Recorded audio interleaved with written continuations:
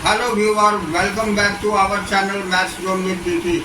मैं संजीव कुमार आज आपको क्लास 12 की अर्थशास्त्र की चैप्टर 3 जो 1991 से आर्थिक सुधार नई आर्थिक नीति है उसकी डिटेल जानकारी देता हूं। तो आइए स्टार्ट होते हैं अब। तो आज मैं आपको चैप्टर 3 के जो रिमेनिंग पॉइंट्स थे उसके बारे में डिटेल जानकारी देता हूं। निश्चय ही पूंजी के मुक्त प्रवाह से विकसित देशों की बहुराष्ट्रीय कंपनियों यानी एमएनसीज के व्यवहारिक हितों को लाभ प्राप्त होगा। उनकी पूंजी अल्प विकसित देशों के बाजारों में प्रवेश पाएगी। ये इसका अगला पॉइंट है। अब हम नेक्स्ट पॉइंट देखेंगे तो श्रम के मुक्त प्रवाह जिससे भारत जैसे कम विकसित देशों को लाभ प्राप्त हो सकता था उसकी WTO अनुमति नहीं देता। अब इससे अगला पॉइंट फलस्वरूप भारत जैसे अल्प विकसित देशों के श्रमिकों को विकसित देशों के श्रम बाजार में अपनी सेवाएं अर्पित करने का अवसर प्राप्त नहीं होगा। तो ये इसके रिमेनिंग पॉइंट्स थे। अब हम अगला पॉइंट जो हमारी द्विपक्षीय तथा बहुपक्षीय व्यापार समझौता है जिसे हम bilateral and multilateral trade agreements बोलते हैं, इसके बारे में डिटेल इंफॉर्मेशन लेते हैं। तो इसमें पहला पॉइंट है द्विपक्षीय बाजार समझौते उन व्यापार संबंधी समझौते को कहते हैं जिन्हें एक देश दूसरे देश के साथ करता है या यह व्यापार समझौते संसार के किन्हीं दो देशों के बीच किए जाते हैं। अब हम बहुपक्षीय व्यापार समझौते उन व्यापार संबंधी समझौते को कहते हैं जिन्हें एक देश संसार के कई देशों के साथ करता है या यह व्यापार समझौते संसार के कई देशों के बीच किए जाते हैं। तो इस तरह हमने द्विपक्षीय तथा बहुपक्षीय व्यापार समझौते देखा। अब अगला पॉइंट जो कि इसमें LPG नीतियों का मूल्यांकन सुधारों के दौरान भारतीय अर्थव्यवस्था का प्रदर्शन है, इसके बारे में डिटेल जानकारी लेंगे, जिसे अंग्रेजी में an appraisal of LPG policies यानी performance of the Indian economy during reforms कहते हैं। तो इसमें फर्स्ट पॉइंट LPG जो उदारीकरण, निजीकरण और वैश्वीकरण है, ये नीतियां अल्पकालीन उपायों तथा दीर्घकालीन उपायों दोनों का मिश्रण थी। दूसरा पॉइंट है अल्पकालीन उपायों को स्थायित्वकारी उपाय यानी स्टेबलाइजेशन मेजर्स कहा गया है। अब इन उपायों का उद्देश्य पहला होता है भुगतान शेष में घाटे को ठीक करना तथा दूसरा होता है मुद्रास्फीति की गति को नियंत्रित करना होता है। अब दीर्घकालीन उद्देश्य हम देखते हैं तो दीर्घकालीन उपाय अर्थव्यवस्था में संचारात्मक सुधारों पर केंद्रित है। ये सुधार अर्थव्यवस्था में प्रतियोगी वातावरण के मार्ग में आने वाली कठिनाइयों या बाधाओं को दूर करने के लिए थे। अब इससे आगे हम पॉइंट देखते हैं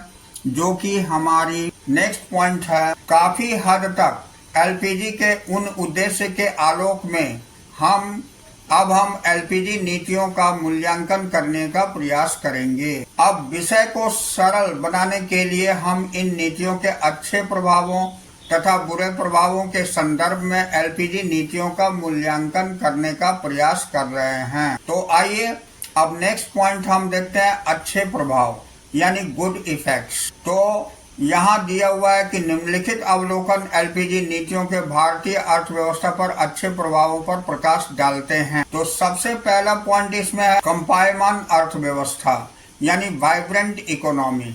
तो भारतीय अर्थव्यवस्था निश्चित रूप से एक कंपायमान अर्थव्यवस्था बन गई है। अब देश की समूची आर्थिक गतिविधियों के स्तर में वृद्धि यानी GDP की वृद्धि द्वारा प्रदर्शित होती है। अब इसमें पहला पॉइंट है LPG नीतियों के बाद GDP की वृद्धि दर 1980 से 91 के दौरान 5.6% से बढ़कर 2007-12 के दौरान 8.2% हो गई। अब हम इससे आगे नेक्स्ट पॉइंट देखेंगे। तो नेक्स्ट पॉइंट में हमारी दूसरी पॉइंट है ये औद्योगिक उत्पादन का प्रेरक यानी stimulant to the industrial production. यानी भारतीय अर्थव्यवस्था में LPG नीतियां औद्योगिक उत्पादन की वृद्धि में प्रेरक सिद्ध हुई है। नेक्स्ट है एलपीजी नीतियों के बाद ही भारत के आईटी उद्योग को वैश्विक पहचान यानी ग्लोबल रिकॉग्निशन प्राप्त हुई है। तीसरी पॉइंट हमारी राजकोषीय घाटे पर रोक यानी चेक ऑन फिस्कल डिफिसिट है, जिसको निरंतर बढ़ता राजकोषीय घाटा भारतीय अर्थव्यवस्था में निवेश की प्रक्रिया के लिए एक गंभीर खतरा बना हुआ है। अब इससे आगे हम देखते हैं जीडीपी के 8.5% से कम होकर यह जीडीपी का लगभग 3.5% हो गया है। अब इसका अगला पॉइंट है विदेशी विनिमय कोषों में वृद्धि यानी increase in foreign exchange reserves. तो विदेशी विनिमय कोषों यानी भंडारों में कमी सरकार के लिए एक मजबूरी थी, जिसके कारण सरकार को एलपीजी नीतियों को अपनाना पड़ा। अब पहला पॉइंट इसमें इन नीतियों के फलस्वरूप ही देश के विदेशी विनिमय कोष भंडार अब एक सुखद अवस्था में है। दूसरा पॉइंट है जबकि 1990-91 में विदेशी विनिमय कोष यूएस डॉलर में 6 बिलियन थे, अब 2018-19 में ये कोष बढ़ करके यूएस डॉलर 413 बिलियन हो गए। अब जो दिसंबर 2021 के अंत में बढ़ करके यूएस डॉलर 633.614 बिलियन हो गए हैं। अब इससे आगे हम अगला पॉइंट देखेंगे जो कि हमारी विदेशी विनिमय, ये है विदेशी विनिमय कोषों की पर्याप्त मात्रा से भारतीय बाजारों में वैश्विक निवेशकर्ताओं के आर्थिक विश्वास को बढ़ावा मिलता है। इससे आगे अब हम अगला पॉइंट देखेंगे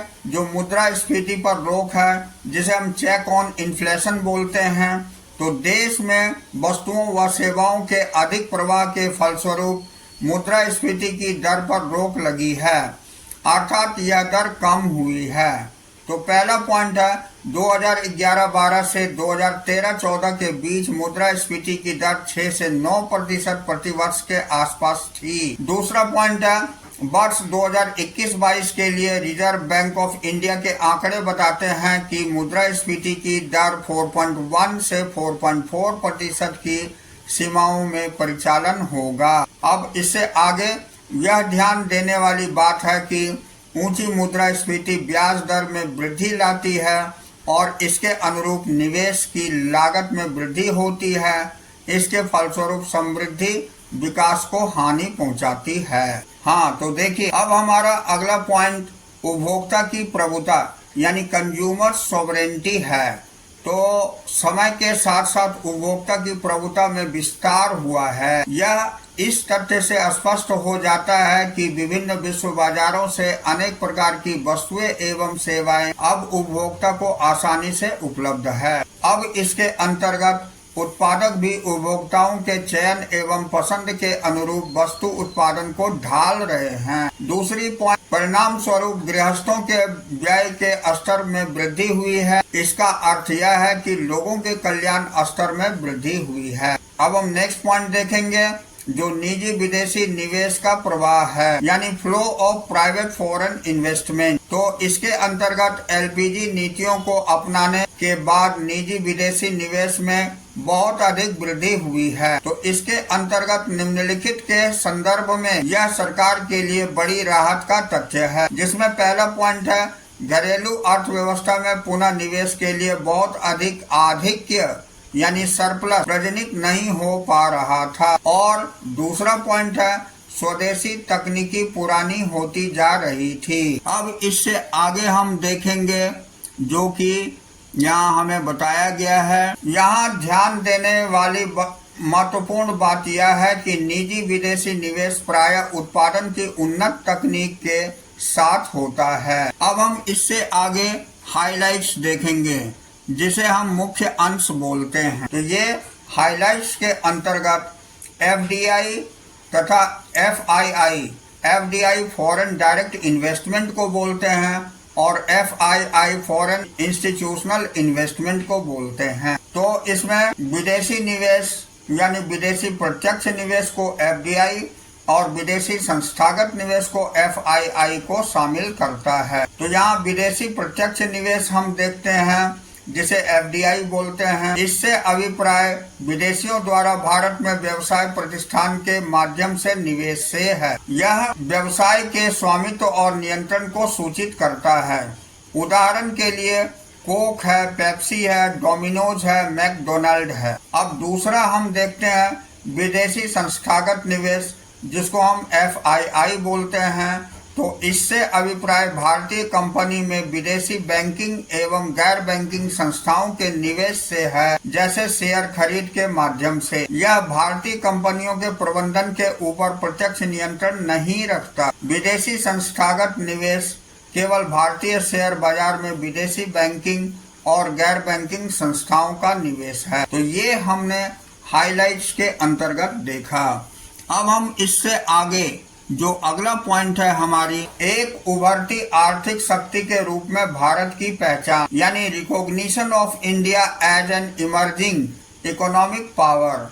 तो LPG नीतियों के अपनाए जाने के कारण ही भारतीय अर्थव्यवस्था में आर्थिक गतिविधियों के स्तर में कुल मिलाकर वृद्धि हुई है। अब इसी के परिणाम स्वरूप भारत की विश्व में एक उभरती हुई आर्थिक शक्ति के रूप में पहचान बनी है। तो देखिए, अब इस पहचान यानी विशेषकर विश्व के विकसित देशों द्वारा ने भारत के आर्थिक स्थान यानी इकोनॉमिक रैंकिंग को न केवल ऊंचा उठाया है, बल्कि वैश्विक निवेशकर्ताओं पर यह मनोवैज्ञानिक प्रभाव भी डाला है कि निवेश के लिए वे भारत को अपनी पसंदीदा स्थान चुने। भारत वाहनों के भाग, इंजीनियरिंग वस्तुओं, IT सॉफ्टवेयर तथा कपड़ों का प्रमुख निर्यातक बन गया है। अब हम इसके अंतर्गत ही पहला पॉइंट देखेंगे, एकाधिकार बाजार से प्रतियोगी बाजार की ओर खिसकाव, यानी a shift from monopoly market to competitive market. यानी LPG नीतियों के शुरू होने से भारतीय बाजारों की संरचना में महत्वपूर्ण परिवर्तन आया है, जो कि पहला पॉइंट है। भारतीय बाजार अपनी एकाधिकार विशेषता का परित्याग कर अब अधिक से अधिक प्रतियोगी बनते जा रहे हैं। उदाहरण के लिए, एक दशक पहले कारों, रेफ्रिजरेटरों, AC तथा PC जैसी वस्तुएं एकाधिकार के कुछ चुने हुए ब्रांडों में उपलब्ध थी। इन वस्तुओं के अनेक रूप अब प्रतियोगी कीमतों, दरों पर उपलब्ध है। अब हम संक्षेप में देखेंगे। संक्षेप में LPG नीतियों के फलस्वरूप भारतीय अर्थव्यवस्था में निश्चित रूप से बड़े इंतजार के बाद विकास प्रक्रिया तेजी से आरंभ हुई। विकास की प्रक्रिया में न केवल तेजी से वृद्धि आई है, बल्कि इसमें विविधता भी आई है। लोगों के कल्याण या जनहित स्तर में भी एक निश्चित परिवर्तन आया है। एक उभरती हुई आर्थिक शक्ति के रूप में विश्व में भारतीय अर्थव्यवस्था की पहचान एक महत्वपूर्ण संकेत है। तो ये हमारे अच्छे प्रभाव थे। अब हम इससे जुड़े हुए बुरे प्रभाव देखेंगे। तो आइए हम इसके बुरे प्रभाव देखते हैं। That means bad effect. तो इसके अंतर्गत सभी चमकने वाली चीजें सोना नहीं होती, किसी भी कहानी का ऋणात्मक पक्ष भी होता है। भारत में LPG नीतियों के बुरे और ऋणात्मक प्रभावों पर निम्नलिखित अवलोकन प्रकाश डालते हैं। तो पहला हो गया कृषि की अवहेलना, यानी नेग्लेक्ट ऑफ एग्रीकल्चर। 1991 की नई आर्थिक नीति के पश्चात GDP में समृद्धि मुख्यतया अर्थव्यवस्था के द्वितीयक और तृतीयक क्षेत्रों के कारण हुई है। इसमें पहला पॉइंट है, कृषि क्षेत्र को एक गंभीर धक्का लगा है और इसकी वृद्धि दर काफी कम 2 से 3% प्रतिवर्ष हो गई है। अब दूसरा है, नई आर्थिक नीति तथा भारतीय अर्थव्यवस्था के कृषि क्षेत्र के संदर्भ में महत्वपूर्ण अवलोकन आगे प्रस्तुत किए गए हैं, जो कि हम आगे देखेंगे। यहाँ अब आप देखिए, ये कृषि की अवहेलना दर्शाने वाले कारक हैं, यानी factors indicating neglect of agriculture. तो इसमें पहला पॉइंट था निवेश में गिरावट। तो इसके बारे में, कृषि क्षेत्र में सार्वजनिक निवेश में कमी आई, विशेष रूप से कृषि आधारित संरचना क्षेत्र में, जैसे सिंचाई, बिजली, सड़क, अनुसंधान, विस्तार सेवाएं तथा बाजार कड़ी। अब इसके प्रभाव देखेंगे। तो प्रभाव में नई आर्थिक नीति के अंतर्गत निवेश में कमी आने के कारण कृषि क्षेत्र में लचर यानी लर्न अवस्था में रह गया। अब हम दूसरा कारक देखेंगे, जो अनुदानों की वापसी है। तो इसके बारे में, उर्वरकों पर अनुदान की आंशिक वापसी के कारण आगतों की कीमत में बढ़ोतरी हुई है। अब इसके प्रभाव, इससे छोटे और सीमांत किसानों के आर्थिक हितों पर ऋणात्मक प्रभाव पड़ा है। अब तीसरा हम कारक देखेंगे, ये आयात प्रशुल्क में कटौती है। तो इसके बारे में व्यापार संबंधी सुधारों के दौरान कृषि उत्पादों पर आयात प्रशुल्कों में कमी आई है तथा कृषि उत्पादों की आयात पर से मात्रात्मक प्रतिबंध को हटा दिया गया है। अब इसके प्रभाव देखेंगे तो भारतीय किसानों को अस्थायी यानी अस्थिर वैश्विक प्रतियोगिता का सामना करना पड़ रहा है। अब इसका चौथा कारक देखेंगे तो खेती के स्वरूप में खिसकाव। तो इसके बारे में किसान जीवंत निर्वाह खेती यानी खाद्यान्न से नगदी खेती की ओर खिसक रहे हैं। इसका प्रभाव व्यापारीकरण अच्छा है क्योंकि इससे प्रतियोगिता को प्रोत्साहन मिलता है, परंतु यह बुरा है क्योंकि इसके कारण जीवन निर्वाह किसानों को बाजार की अनिश्चितताओं का सामना करना पड़ता है। तो आइए आज अब हम आगे संपूर्ण प्रभाव देखते हैं जिसको ओवरऑल इम्पैक्ट बोलते हैं। तो अब इसकी पूरी डिटेल जानकारी लेते हैं। तो इसमें पहला पॉइंट है खाद्यान्नों की कीमतों पर महंगाई का दबाव पड़ा है। इसने भारत में निर्धनता की समस्या को बढ़ावा दिया है। दूसरा पॉइंट है वास्तव में कृषि क्षेत्र का धीमा विकास अंततः औद्योगिक क्षेत्र की विकास प्रक्रिया में भी बाधा बन सकता है। इसका कारण यह है कि इसमें फर्स्ट कृषि क्षेत्र औद्योगिक क्षेत्र के लिए कच्चे माल का एक महत्वपूर्ण स्रोत है। दूसरा कृषि क्षेत्र औद्योगिक क्षेत्र के लिए श्रम आपूर्ति का एक महत्वपूर्ण स्रोत है। और तीसरा कृषि क्षेत्र ट्रैक्टर तथा थ्रेशर जैसी औद्योगिक वस्तुओं के लिए मांग का एक महत्वपूर्ण स्रोत है। अब हम अगला पॉइंट औद्योगिक विकास में कमी या मंदी देखेंगे। तो इसमें इसको अंग्रेजी में हम बोलते हैं slow down in industrial growth. तो चूंकि भारत में आयातों से मात्रात्मक तथा गुणात्मक प्रतिबंधों को हटा दिया गया है, औद्योगिक उत्पादकों के सस्ते आयातों ने घरेलू वस्तुओं की मांग को प्रतिस्थापित कर दिया है। तो इसके अंतर्गत विकासशील देशों को मुक्त व्यापार के लिए प्रतिबंधों को हटाना पड़ा है, परंतु विकसित देशों ने अपने बाजारों में विकासशील देशों की पहुंच को रोकने के लिए आयातों पर उच्च प्रशुल्क लगाए हैं। उदाहरण के लिए भारत में कपड़ों और वस्त्रों के निर्यात से सभी कोटा प्रतिबंध हटा दिए गए हैं, परंतु अमेरिका ने भारत व चीन से आयात किए जाने वाले कपड़ों पर कोटा प्रतिबंध नहीं हटाया है। अब हम इसका अगला पॉइंट बेरोजगारी देखेंगे, जिसे अंग्रेजी में हम अनएम्प्लॉयमेंट बोलते हैं। तो वैश्वीकरण के कारण विदेशी निवेश तथा विदेशी तकनीक के आंतरिक प्रवाह में बढ़ोतरी हुई है, जिसमें नई तकनीक ने सकल घरेलू उत्पाद की वृद्धि को बढ़ावा दिया है, परंतु उसी समय रोजगार के अवसरों में कमी आई है। श्रम बचत तकनीक के कारण सकल घरेलू उत्पाद की वृद्धि प्रक्रिया में श्रम का समावेश कम हो रहा है। वास्तव में रोजगार रहित समृद्धि यानी जॉबलेस ग्रोथ भारतीय अर्थव्यवस्था के लिए एक उभरती हुई चुनौती है। हाँ, तो अब हम अगला टॉपिक विनिवेश देखेंगे, जिसे हम डिसइन्वेस्टमेंट कहते हैं। तो नई आर्थिक नीति ने सरकार द्वारा विनिवेश को बढ़ावा दिया है। जब तक इसका उपयोग घाटे में चल रही परिसंपत्तियों को निकालने के उपकरण के रूप में किया जाता है, तब तक यह अच्छा है, परंतु जब इसका उपयोग राजकोषीय घाटे को प्रबंधित करने के लिए किया जाता है, तब यह सरकारी अकुशलता को प्रकाशित करता है। अब इसमें देखते हैं, ऐसा देखा गया है कि सरकार की राजकोषीय घाटे के त्वरित समाधान यानी क्विक फिक्स सॉल्यूशन के रूप में सार्वजनिक क्षेत्र के उद्यमों की परिसंपत्तियों का अवमूल्यन होता है, जिससे राजकोष की भारी हानि होती है।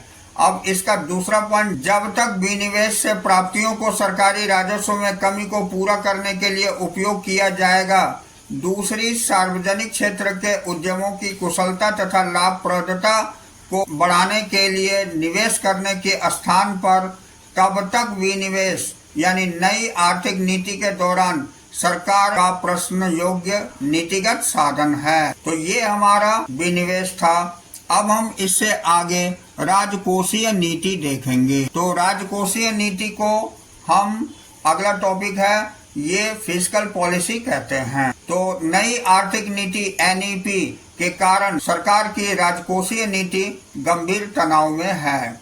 इसमें पहला पॉइंट, सुधार अवधि के दौरान अधिक व्यक्तियों को कर भरने के लिए प्रेरित करने तथा कर चोरी को रोकने के लिए भारतीय सरकार द्वारा कर की दरों में कमी की गई, परंतु इसके अनुकूल परिणाम नहीं मिले।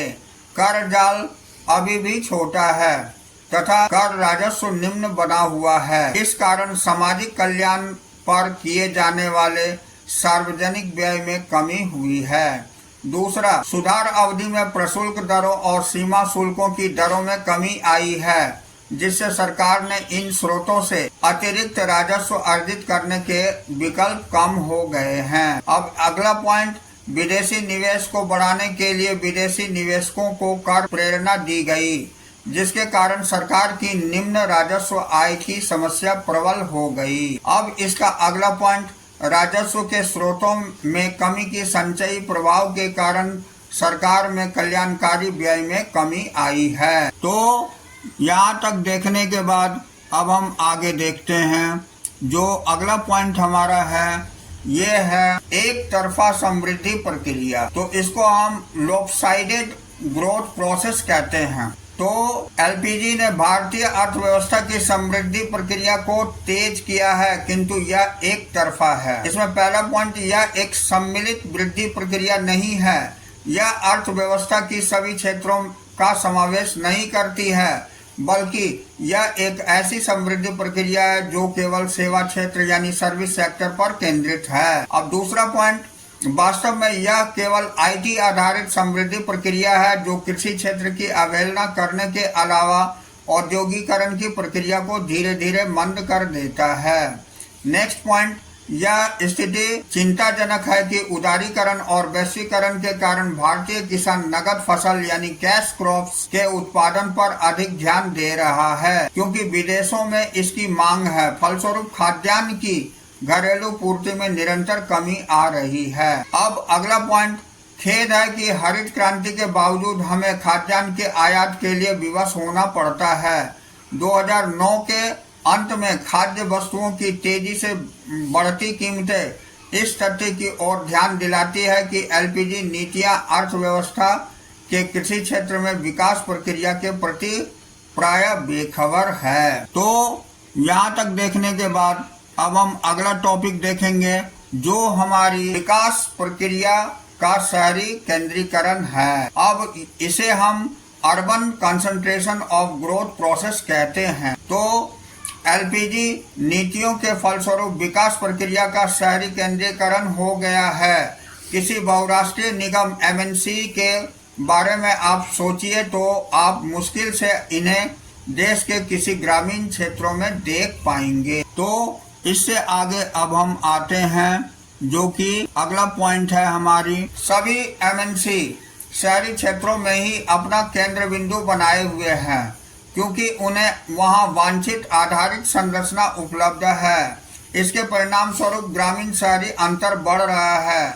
नेक्स्ट पॉइंट, ग्रामीण शहरी अंतर का तात्पर्य आर्थिक द्वैतवाद यानी ड्यूअलिज्म से है, जो सामाजिक द्वैतवाद यानी ड्यूअलिज्म को बढ़ा देता है। अब अगला पॉइंट, आर्थिक तथा सामाजिक द्वैतवाद सदैव ही समृद्धि तथा विकास की प्रक्रिया के लिए बड़ा खतरा होता है। तो इसके बाद हम मुख्य अंश यानी हाइलाइट्स देखेंगे। तो हाइलाइट्स के अंतर्गत आर्थिक एवं सामाजिक द्वैतवाद इकोनॉमिक एंड सोशल ड्यूअलिज्म क्या होती है इसकी जानकारी लेते हैं। तो पहला है आर्थिक द्वैतवाद, जिसको इकोनॉमिक ड्यूअलिज्म बोलते हैं। इससे अभिप्राय अर्थव्यवस्था का उत्पादन के परंपरागत तथा आधुनिक क्षेत्रों में विघटन से है। परंपरागत क्षेत्र पारंपरिक प्रौद्योगिकी पर निर्भर करता है, जबकि आधुनिक क्षेत्र आधुनिक प्रौद्योगिकी से संचालित होता है। अब दूसरा हम देखेंगे सामाजिक द्वैतवाद, जिसे सोशल ड्यूअलिज्म बोलते हैं। तो इससे अभिप्राय समाज की धनी जो उच्च सामाजिक स्थिति का आनंद लेते हैं तथा निर्धनों जो निम्न सामाजिक स्थितियों के साथ रहते हैं के बीच विघटन से है। अब इससे आगे जो पॉइंट है हमारी उसे हम देखेंगे। तो ये अगला पॉइंट हमारी आर्थिक उपनिवेशवाद यानी इकोनॉमिक कॉलोनियलिज्म है।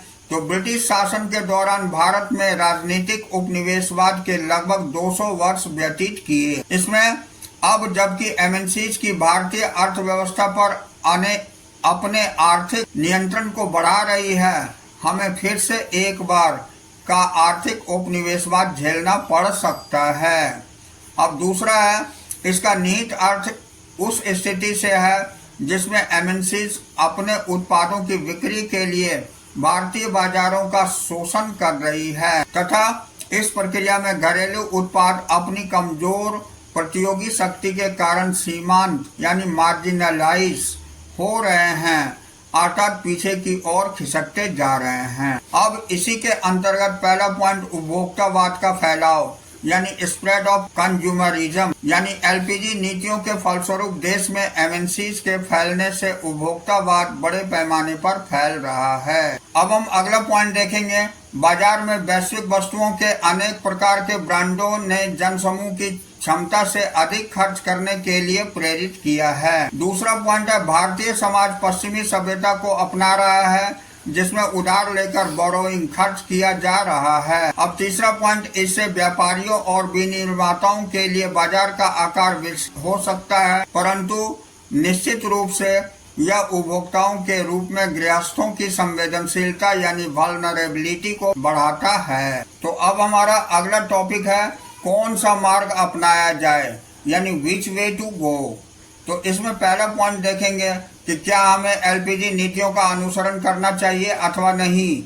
यह एक वाद विवाद का मुद्दा है, किंतु एलपीजी नीतियों के लाभ और हानियों से बचते हुए कक्षा 12 में छात्र स्पष्ट रूप से एक निश्चित अवलोकन बना सकते हैं। अब इसमें पहला पॉइंट है, समृद्धि एवं विकास की तीव्रता के लिए एलपीजी नीतियों का अपनाया जाना ही एकमात्र उपाय है।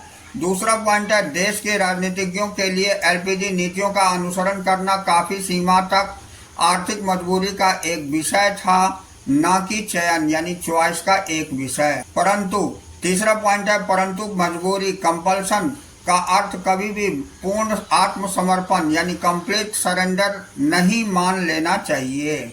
यह सशक्त शब्दों में कहा जा सकता है कि एलपीजी नीतियों का अनुसरण एवं पालन बड़ी सावधानी से किया जाना चाहिए। अब हम इससे आगे विशेष रूप से देखेंगे। तो ये अगला पॉइंट स्पेशल विशेष रूप से हम इसे देख सकते हैं। इसमें पहला पॉइंट हम देखते हैं, यह अवश्य देख लेना चाहिए कि अंतर्राष्ट्रीय बाजारों में हम बड़े खिलाड़ियों के हाथों के कठपुतली न बने। दूसरा है, अंतर्राष्ट्रीय व्यापार तथा टैरिफों के क्षेत्र में बातचीत करते समय हमें यह भी अवश्य देखना चाहिए कि इस बातचीत यानी निगोशिएशन से देश के घरेलू उत्पादों का कोई भी अहित ना हो। तीसरा पॉइंट, इसके साथ साथ हमें यह भी देखना होगा कि बहुराष्ट्रीय निगमों के आगे भी आर्थिक दृष्टि से हम अधीनस्थ ना हो। अब चौथा पॉइंट, आधारिक संरचना के क्षेत्र में विदेशी प्रत्यक्ष निवेश में भी हमारी स्थिति विदेशी प्रत्यक्ष निवेश को सही प्रकार से ले जाने वाली या मार्गदर्शित होनी चाहिए, न कि केएफसी या डोमिनोज से उपभोक्ता वस्तुएं प्राप्त करने वाली। तो इस तरह आज की चैप्टर यहाँ फिनिश होती है। नेक्स्ट डे हम लोग नेक्स्ट चैप्टर में फिर मिलेंगे। तो that's all for today. We will meet again on the next class.